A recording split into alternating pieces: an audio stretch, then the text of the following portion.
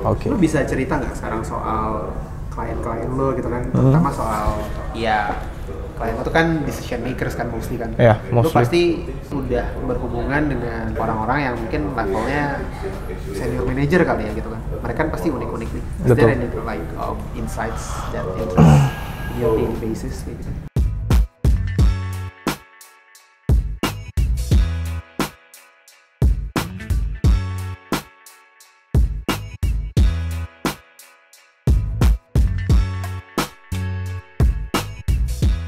Insight dari dealing dengan mereka gitu. Iya, gitu misalkan. Jadi on a day-to-day basis, ya once first interaction kita pasti senior role sih karena Yeah. someone yang memang adopt our technology biasa diinisiasi dengan orang-orang yang bisa take call, bisa take decision tentang ini sih gitu. Kalau insight sih, jadi ini yang gue suka dari job gue sih. Jadi to be space, gue dapat opportunity untuk jadi company-company yang adopt teknologi gue adalah online business, which is yang memang for the last 2 years lagi jadi bubble nih, which is lagi booming gitu.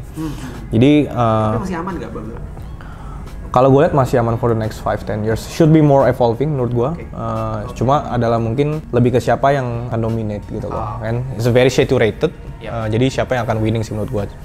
Nah, insight saya sih banyak sih. Jadi gue kayak ketemu beberapa teman-teman senior, very senior guy, sometimes C-level gitu, yang mereka tuh nggak cuma memang running the company-nya successfully, tapi as a personal very inspiring menurut gue gitu. Dan gue masih berhubungan dekat sama mereka. Itu sih menurut gue apa yang selain itu yang gue bisa dapat ya. Jadi memang network dan mentoring secara indirectly yang dia tuh bisa bilang kayak lu anytime you wanna consult anything, even though nggak related sama kerjaan, just contact me gitu. Tapi ini end up jadi klien kan? End up jadi klien gitu. End up jadi klien. Ini. Ya apart from that lah gitu gitu. So how actually does your product bring value to them? Oke, jadi apa sih Insider? Jadi kita itu is a growth management platform. Yep. Jadi apa yang kita bantu tuh kita bantu online business, mostly B2C, B2B can work as well, as long as they have the online channel to achieve, help and increase their key growth metrics gitu. Jadi kita bantu growth mereka tapi mostly on the online channel. Company ini tuh kayak suka bingung gak sih kayak key growth Yeah. metrics gue yang mana ya mau gue ini sebenarnya gue dapet tools kan gue pengen Yeah. gedein semuanya tapi mungkin ya budget atau mungkin kayak prioritas gitu kan. Yeah. Lu biasanya lebih kayak following their game atau kayak gimana? Yeah, okay. This is a very good question. Jadi market Indonesia is an emerging market, very huge market, competing with some other big player also. Tapi teknologi gue ini udah lumayan diadopsi lama di barat lah, US, Europe segala macam. Jadi kita telat gitu ya? Kita bisa dibilang telat gitu. Maksudnya kita bisa dibilang telat, tapi at the same time Indonesia ataupun Southeast Asia itu market yang literally kita itu once kita know something we want to go deep. Jadi mungkin begitu teknologi ini ada di Europe for like maybe 10 years dan sudah jadi sampai level 5, begitu masuk ke Indo ataupun Southeast Asia mungkin udah level 8 dan mungkin growth yang di situ masih level 7 gitu. Jadi that's the good sih over di sini. Jadi challenge-nya adalah yang pertama pasti ya educating gitu loh. Jadi kita selalu bilang ya once kalau partner nggak tahu value-nya ya kadang-kadang ada yang bilang sorry nih gitu, partnernya bego gitu, sorry gitu kan misalkan, atau mungkin dia tidak mengerti value-nya. That's not their problem, that's our problem. Berarti gue nggak bisa ngajarin mereka atau ngasih tahu bahwa this something yang betul dan harus dilakuin. Jadi biasa mostly challenge-nya ada di education sih, gimana caranya lu bisa educating the partner but this is a good one tanpa merasa mereka diajarin gitu. Jadi mostly ya gue yang try to educate sih gitu. Biasanya traditional way of sales itu kan lu jual ke sebanyak-banyak orang. Lu misalkan mau jual 10 produk, lu mungkin butuh sekitar 1000 atau bahkan 100 lah. Orang tuh ngelihat dulu produk lu. Tapi kan zaman sekarang tuh kita lagi trend banget sama yang namanya tuh personalization.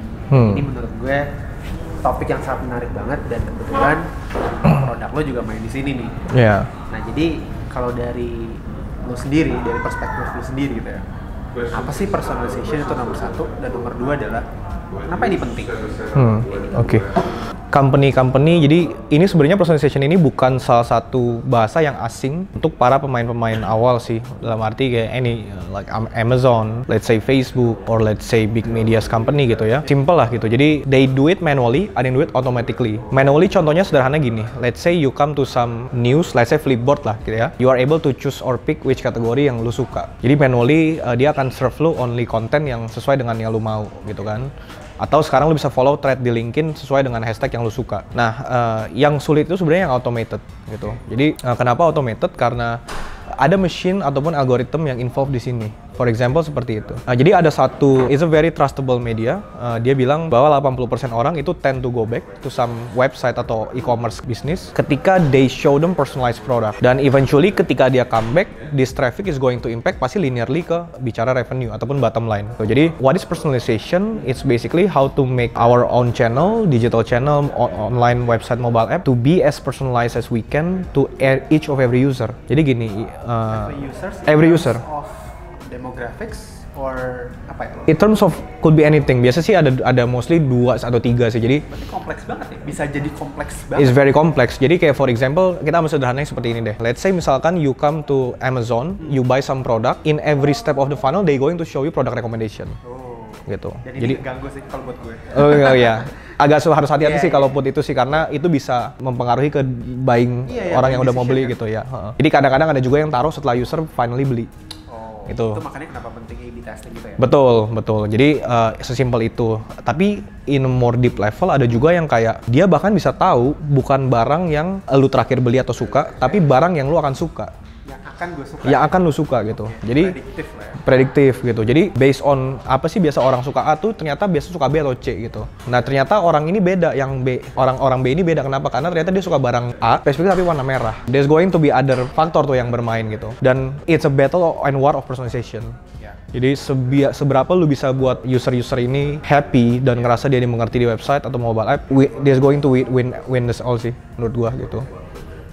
Next kalau buat soal yang kenapa harus mulai untuk ya kickstart this initiative gitu ya mungkin calon-calon lain lo di luar sana gitu, teman-teman community tech yang lain kenapa ya harus mulai personalized based content gitu. Sederhananya sih kayak mungkin beberapa perksnya udah seperti yang gue bilang tadi lah ya. Jadi penting banget karena sederhananya sih gini, you acquired lot of traffic gitu ya, datang teman-teman udah mulai dapat exposure, yang SME ya kita bicara specifically, brand starting to grow, kemudian once it becomes stronger, it's another game gitu loh. Karena itu udah bicara mengenai cohort, bicara mengenai gimana user balik lagi, gimana user bisa transaksi lagi gitu. Kita nggak bisa in the long run terus main acquisition game, terus bringing new traffic in. Tapi bukan investor tuh suka number of acquisitions yang that's the perk gitu kan. Tapi kalau misalkan ya nggak tahu ya, maksudnya genius investors not going to talk about itu doang kan ya GMV lah on top of that gitu. Tapi gimana kita ngegedein GMV, that's another story. Kadang-kadang juga ada yang investor yang dia cuma mau tahu ya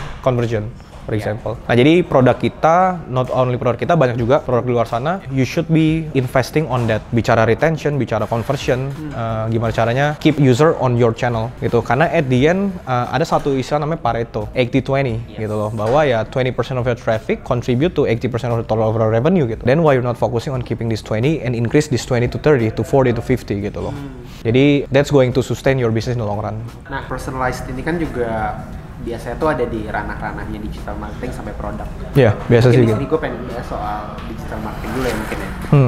Menurut lo sendiri gitu ya, untuk saat ini tuh perkembangan digital marketing di Indonesia nih, terutama untuk kayak tadi gue bilang ada kayak mengakuisisi pelanggan lah, terus kayak growth itu di under funnels, itu gimana ya sekarang?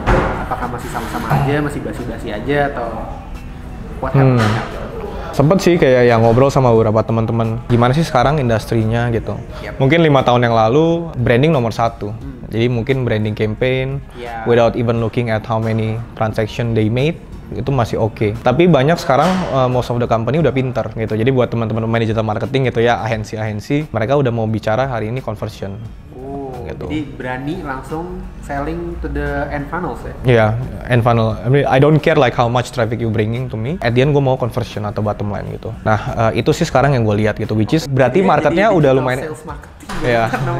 Berarti marketnya udah ngerti bahwa that's what matters gitu. Tapi kalau bicara implementasinya di berbagai company, bagi gue mostly masih sticking on the kayak channel yang standar sih. Ya jadi ya order social media gitu, atau misalkan let's say Google, Facebook for example, or any other kayak retargeting companies dan lain-lain, which is ya it's becomes a constant traffic driver, which is good. Tapi sekarang udah menurut gua harus ada ketika you want to grow hack this, you want to be more than your other competitor, lu harus berani sih explore di channel baru gitu loh. Kayak ya content marketing is very exciting. Kemudian influencer marketing gimana menurut lu? Sorry? Influencer marketing gimana menurut lu? I'm not a big fan of that, unfortunately gitu. Tapi Ada satu artikel yang bilang it's very striking sih gitu. Mungkin tergantung brandnya. Betul. Gue ya it's like you put stakes on someone yang memang exposure-nya besar. Bagi gue personality-nya belum proven gitu. That's why I'm not big. Itu personal gue sih. Tapi in terms of digital marketing banyak sih teman-teman yang bilang influencer marketing one of the main craziest channel juga sekarang itu. Tapi ya bagi gue explore other channel baru udah harus mulai di ini sih seringin. Majorly gue masih lihat masih yang di sticking dia lama. Ada nggak sih case studies yang sampai hari ini gitu ya bikin lo seneng banget nih bahwa dengan produk lo gitu ya klien lo tuh bisa achieve ya XX% mungkin growth, mungkin ya CAC turun, mungkin LTV juga turun gitu kan. LTV naik, gitu ya. Kan, gitu kan. Apa nih? Pertanyaannya menarik nih. Jadi gini, kalau bicara kayak lu sebagai orang sales gitu kan, orang perceive lu as a sales tuh lu yang buat gitu loh. Dalam arti lu datang, lu harus bilang ya kita dari sini we want to give you intro about this gitu. Itu yang lu yang buat dan maksudnya gini, counterpart yang lu temuin tuh tahu lu mau jualan. Tapi ketika lu datang dan kayak yang tadi gue bilang, lu cuma jualan fitur apa yang lu lakuin, lu talk 80% tentang company lu, that's not going to give you anything gitu. Jadi in a more deep level, BD itu jualan itu mengenai gimana produk lu bisa add value ke counterpart lu gitu. Jadi fitur don't sell, but benefit does gitu. Dan lu harus position yourself as a like, gue datang, I'm an expert, gue tahu how your business operating, gue tahu problem dari bisnis lu, tahu produk lu, gue tahu produk gue gitu loh. Produk lu gue tahu dan gimana caranya problem lu as a whole bisa di solve dengan produk gue. That's the key. That's the key dari lu mau generating leads, get the meeting. That's the key dari you want to close the deal gitu. Ya adalah faktor-faktor yang lain gitu. Kalau bicara corporate deal udah beda lagi. Bicara gimana navigate di dalam company gitu. Karena jadi kan tim yang lain kan belum tentu tahu kan. Makanya mereka kayak mungkin mereka ngegampangin profesi sales ini di dalam sebuah tim. Kayak cuma mengkomunikasikan doang gitu loh. Iya gitu kan. Jadi kayak sales itu ya ambil PPT, PowerPoint, menyampaikan gitu loh. Gitu. Beli syukur nggak beli nggak gitu kan. Kayak gitu sih. Gitu. Kalau di kita even kita punya kayak weekly meeting bahas semua klien yang kita lagi approach dan itu literally very detail gitu loh. Jadi nggak ada klien yang nggak bisa beli produk kita. Berarti kalau dia nggak bisa beli produk kita ada yang salah gitu loh. Dari pitchingnya kah, dari lu consultnya atau segala macam. Jadi that's very important sih. Jadi balik lagi gue summary, find out what they're doing, bisnis dia apa, problem dari bisnis dia apa, dan how your product can solve that business. That's selling gitu loh. That's also how you talk to the other department, so the other department can respect you. Yes, correct. Jadi ya kayak gue bilang gitu, kayak gue hari ini ngomong, simple lagi gini lah, technology company gitu. IT team, developer team tuh paling benci sama gue. Iya. Karena gue karena gue akan nambahin workload ke dia. Ada yang kedua kayak gue nggak butuh. Gue percaya sama produk gue, kenapa gue butuh third party gitu loh. Jadi mindsetnya nggak bisa ke arah marketing, which is yang terus mau cari additional channel untuk increase growth dan lain-lain. Jadi the way gue talk ke mereka going to be different dengan gue ngomong ke marketing team. Tapi kalau steroid sales people kan ya steroid aja gitu loh. Datang kasih tahu ini, kasih tahu itu, udah. But your audience going to define the end story of your deal. Terus gimana bantu mereka navigate company gitu. Ada yang literally kayak they love us gitu. Terus dia very complex organization. Kayak harus nunggu kesini baru bisa eksekusi tanda tangan untuk sign deal sama kita. The whole deal 3 bulan, 4 bulan sales cycle-nya, gua nggak pernah jualan. Jadi what I'm going to help, I help him navigate inside the company. Gitu loh. Jadi kalau teman-teman punya produk yang bagus, it's hardware, software, SaaS business segala macam atau service gitu loh. The product sell itself. This is product, they know that it's going to solve you karena lu juga nggak akan jualan produk ini ke someone yang memang nggak butuh. Pasti kan lu research dulu tuh, dia butuh, gua akan jualan. Jadi how you're going to live, imagine aja teman-teman kalau misalkan ini kayak tali yang berantakan banget dan what your as a sales guy atau as a business development apa yang lakuin, bantu untie all of this knot sampai orang itu bilang, wah, semua jalan dan batu kerikil depan udah lu clearin nih, kita bisa sign deal. Itu sih kalau business development dan enterprise level sales guy, that's how they should behave menurut gua. Gitu. Thank you bro for your time. Sure, sama-sama. Nice talk. Sama-sama. Thank you. Yep.